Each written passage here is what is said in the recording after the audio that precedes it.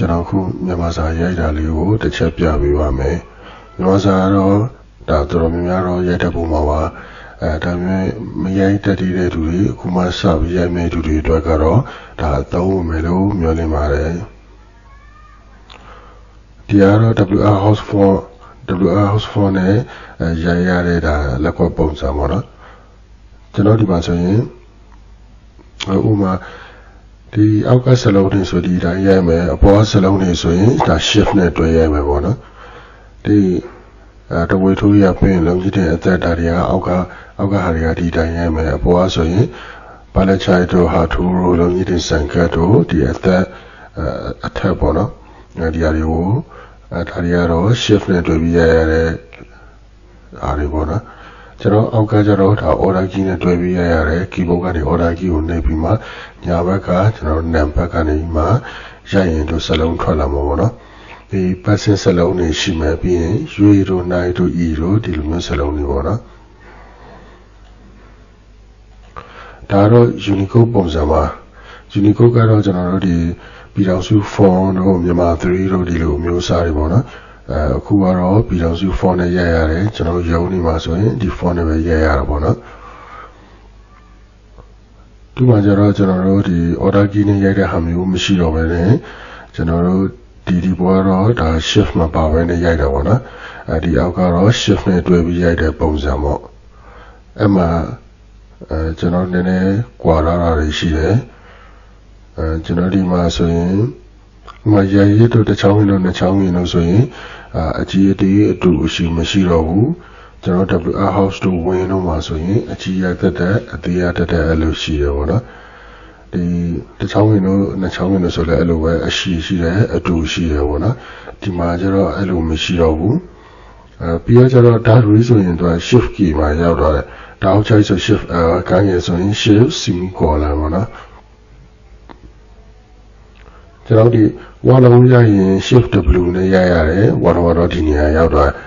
ကျွန်တော်ဒီ WR house လို့ဝင်တော့မှာဆိုရင်တော့တုံညာနဲ့ရရတော့ဗောနော်ရပလက်ဆိုရင်လည်း shift B နေရာမှာရောက်သွားတယ်ဒါလေးနည်းနည်းကွာသွားပါတယ် unicode ကတော့ကျွန်တော် internet ပေါ်မှာရိုက်တယ်ဆိုရင်လည်း unicode နဲ့ရိုက်ရင် translate လုပ်တာတော့ဘာလို့ကို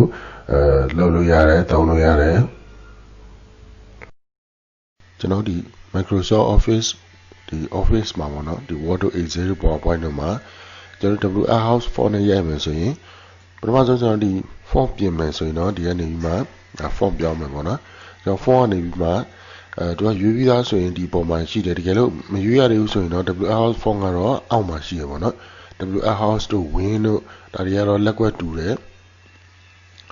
ကျွန်တော် win 2 win 3ရဲ့အောက်မှာဆိုရင်ဒါ win font နေပေါ့နော်တကယ်လို့ဒီပုံမှာဒီပေါ်အားတွေကတော့ WR house font နေဒီကနေစရင်မှာဒါ WR house ပေါ့နော်ဒါတွေကလက်ကွက်တူတယ်ကျွန်တော်ချိန်တဲ့ဟာကိုယူပြီးမှရိုက်လို့ရတယ်ရွေးလိုက်ပြီဆိုရင်ဒါ W01 house ဒီဘက်က WR house font ဆိုရင်ကျွန်တော်16လောက်ထားပြီးမှဒါရိုက်လို့ရတယ်ပေါ့နော်ဒါအဲ့လိုဆိုရင်တော့ဒါမြန်မာစာထွက်လာပြီပေါ့နော်တကယ်လို့ unicode နဲ့ရိုက်မယ်ဆိုရင်တော့ကျွန်တော်ပြည်ထောင်စု font ကိုရွေးပြီးမှရိုက်ရမှာပေါ့ဒါခုရွေးထားပြီးသားမျိုးဒီပုံမှာရှိနေရပါတော့တကယ်လို့အောက်မှာမရှိဘူးဆိုရင်တော့ကျွန်တော်ဒီ P နေရာကနေတွက်ရှာမှာပေါ့နော် P နေရာမှာပြည်ထောင်စု number ပေါ့ပြည်ထောင်စု font ကတော့ကျွန်တော်ဒီဟိုကဏ္ဍရိုက်တဲ့အချိန်မှာအင်္ဂလိပ်လိုပေါ်တယ်တကယ်လို့ပြည်ထောင်စု number ကတော့ကဏ္ဍရိုက်တဲ့အချိန်မှာဒါမြန်မာလိုစလုံးပေါ့နော်မြန်မာလိုပေါ်တယ်ဒီ unicode ရိုက်မယ်ဆိုရင်ကျွန်တော်ဒီမှာရွေးပြီးမှအောက်မှာညာဘက်အောက်ထောက်တော့မှာ key man လေးရှိတယ်အဲ့ဒါကိုလည်းကျွန်တော်တစ်ချက်ပြန်ရွေးရမှာပေါ့နော်